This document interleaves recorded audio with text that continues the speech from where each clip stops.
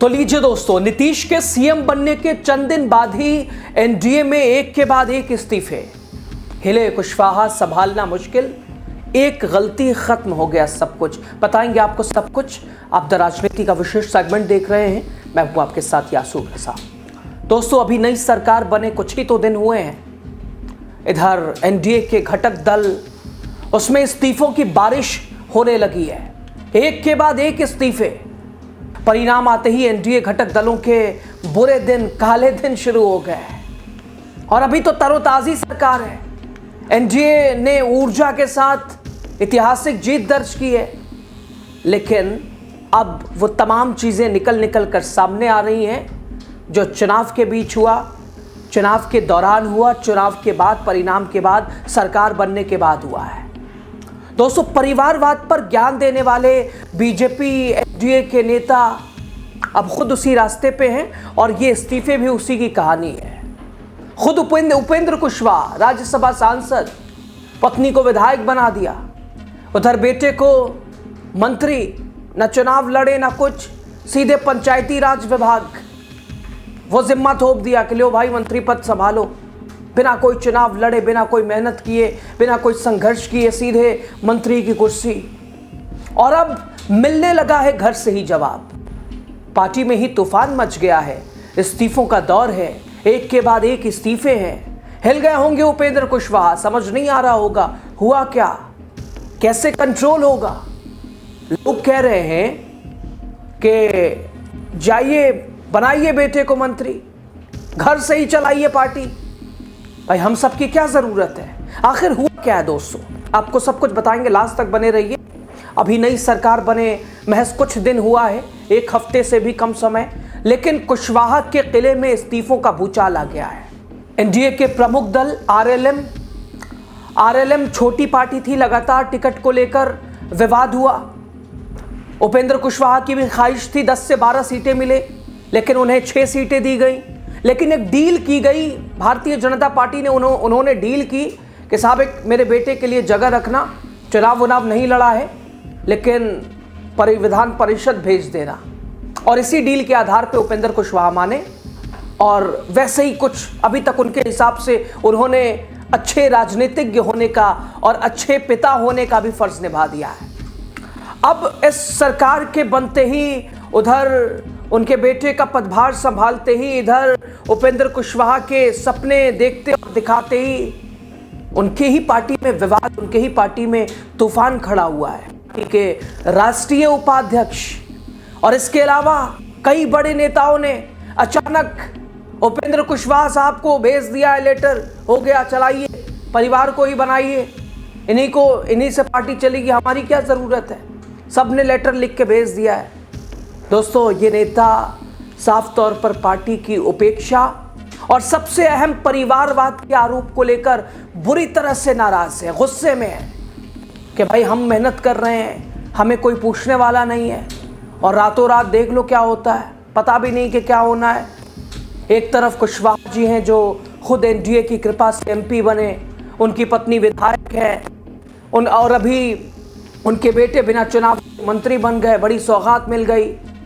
और दूसरी तरफ पार्टी के वो ज़मीनी कार्यकर्ता जो कई सालों से दिन रात मेहनत करते हैं, लेकिन उन्हें मिला क्या, और उन्हें मिला, उन्हें निराशा मिली, उन्हें उपेक्षा मिली और आज उपेंद्र कुशवाहा के सामने सब कुछ है। नई सरकार के गठन के चंद रोज बाद ही एनडीए के इस घटक दल को जबरदस्त झटका लगा है। जिस आरएलएम को उपेंद्र कुशवाहा ने जोर शोर से खड़ा किया, नीतीश से विवाद किया, नए दल की शुरुआत की, उसी के राष्ट्रीय उपाध्यक्ष जितेंद्र नाथ ने ये कह के इस्तीफा दे दिया कि पार्टी में उपेक्षा है, हम लोगों की अनदेखी है। इसके अलावा प्रदेश महासचिव समेत कई अहम नेताओं ने एक साथ पार्टी से किनारा कर लिया है। इस्तीफा देने वालों में प्रभारी प्रदेश अध्यक्ष मदन चौधरी, प्रमोद यादव, इसके अलावा राजेश रंजन, ये बड़े नेता, इनके नाम शामिल हैं। और सबसे चिंता इस बात को लेकर हो रही है कि आरएलएम के राष्ट्रीय उपाध्यक्ष जितेंद्र नाथ का पार्टी छोड़ना ये उपेंद्र कुशवाहा के लिए व्यक्तिगत तौर पर भी बहुत बड़ा झटका है। उपेंद्र कुशवाहा, हालांकि अभी उनकी हालत ये होगी, रूठों को मनाना है, ज़रा देर लगेगी, लेकिन ये रूठ मानने वाले नहीं हैं। इन रूठों को इनका अपमान हुआ है, उपेक्षा का आरोप लगा। दोस्तों, जिन्होंने अपनी नाराज़गी जाहिर करते हुए सीधा उपेंद्र कुशवाहा को अपना त्यागपत्र भेज दिया है। लेकिन सवाल दोस्तों ये है कि आखिर इन इस्तीफों के पीछे की वजह क्या है?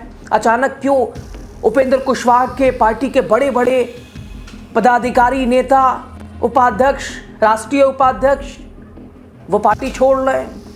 क्या ये महज बिहार विधानसभा चुनाव में उपेक्षा का मामला है जैसा कि नेताओं ने, या इनकी जड़ कहीं और गहरी है? असल विवाद की जड़ क्या वो परिवारवाद है जो लगातार कई दिनों से सुर्खियों में मीडिया से लेके लोगों के बीच चर्चा का विषय बना हुआ है? दरअसल ये पूरा विवाद परिवारवाद के उस मुद्दे पर केंद्रित है दोस्तों, जिस पर आरएलएम के मुखिया उपेंद्र कुशवाहा खुद अक्सर बड़ी बड़ी बातें करते रहे हैं और अपने आप को भी एनडीए की कृपा से राज्यसभा सांसद बनाए हुए हैं, पत्नी को विधायक बनाए हुए हैं, बेटे दीपक प्रकाश को मंत्री बनाए हुए हैं, बिना किसी जमीनी मेहनत के पंचायती राज विभाग। दोस्तों, बेटे को मंत्री बनाए जाने के बाद पार्टी में असंतोष की जो लहर उठी, जो तूफान उठा, उसने अब इस्तीफों का रूप ले लिया है।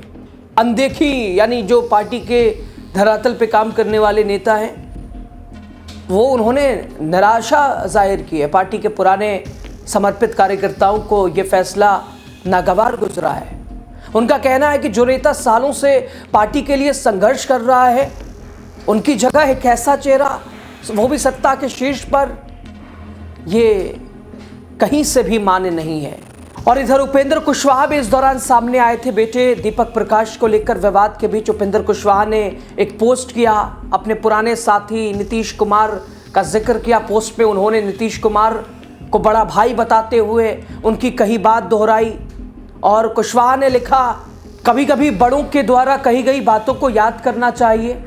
आज ना जाने क्यों बड़े भाई श्री नीतीश कुमार जी की एक पुरानी बात याद आ गई है, सोचा आपसे भी शेयर करूं। कभी नीतीश जी ने कहा था कि खाना खाते वक्त मक्खियां भनभनाएंगी, चिंता मत कीजिए, बाएं हाथ से भगाते रहिए, दाहिने हाथ से खाते रहिए। तो अब नीतीश जी की बात तो आपको काम आ गई, लेकिन यहाँ नीतीश जी थोड़ी ना आएंगे, नीतीश जी अपने बेटे को थोड़ी ना लाए हैं। और हालांकि वो ला भी दे तो उन पर बहुत ज़्यादा सवाल नहीं उठेगा, क्योंकि बहुत सारे लोगों का खुद कहना है कि नीतीश जी को तो बेटे को ला देना चाहिए।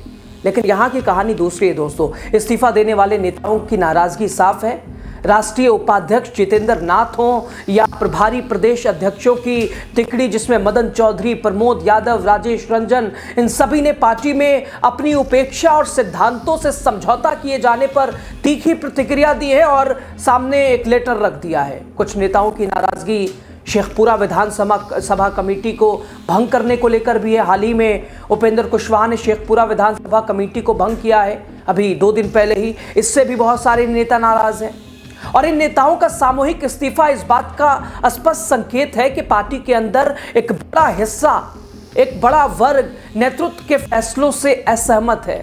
वो वाकिफ नहीं है, ख्याल अलग है, विचारधाराएं अलग है। खैर, देखना होगा कि उपेंद्र कुशवाहा इस पार्टी के तूफान को कैसे शांत करते हैं और एनडीए के अंदर विवाद ये और क्या खुल कर सामने आएगा। अभी तो सरकार बने 1 हफ्ते का भी समय नहीं हुआ है और क्या ऐसे ही छोटे छोटे दल, वो चिराग के भी अपने लक्ष्य हैं, उधर जीतन राम मांझी के अपने टारगेट हैं, इस बार तो बेटा भी शायद नहीं है, और इधर अब उपेंद्र कुशवाहा क्या अपनी नीति बदलेंगे या ऐसे ही मक्खियों को भगाते रहेंगे नीतीश कुमार की बात को याद करते हुए। और ये जो अपने उनके घर के साथी है, ये अपने संगठन के साथी हैं, ये तो अब चल दिए परदेश, अब इन्हें बुलाते रहो। इसका खामियाजा तो भुगतना पड़ेगा। एक बात है दोस्तों, बिहार की राजनीति में ये इस्तीफों का दौर एनडीए के लिए शुभ संकेत नहीं है, एनडीए के लिए अच्छी खबर नहीं है और इसका परिणाम आने वाले समय में भी उपेंद्र कुशवाहा के साथ साथ एनडीए को भी भुगतना पड़ सकता है। खबर पे आपकी राय ज़्यादा ज़रूरी है दोस्तों। शुक्रिया।